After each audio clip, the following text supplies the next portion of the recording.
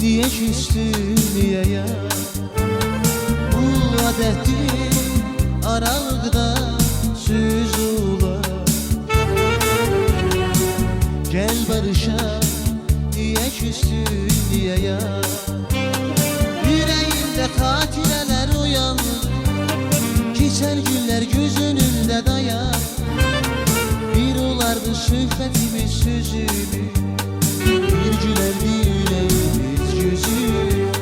Bir olardı söhbetimiz sözümü, bir gülerdi yüreğimiz gözümü.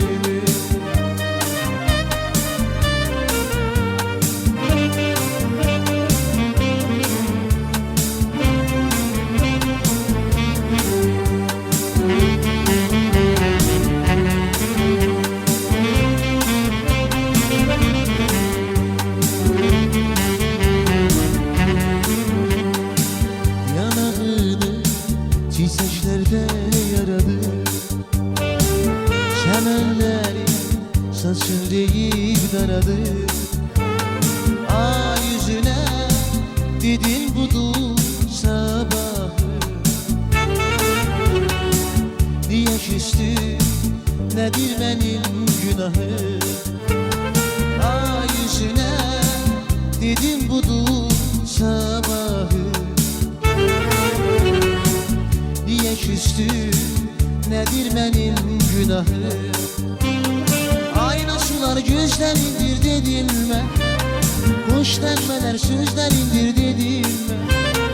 İlk eşkime birce seni istedim, neyleyim ki dönü çıktı kısmet.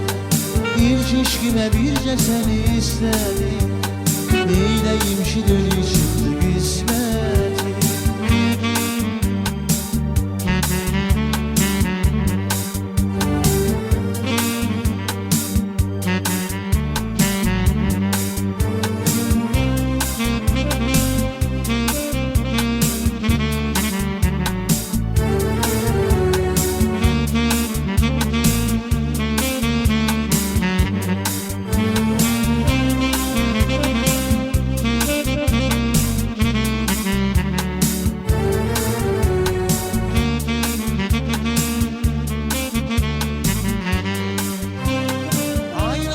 Gözlerindir dedilme, hoş denmeler sözlerindir dedilme.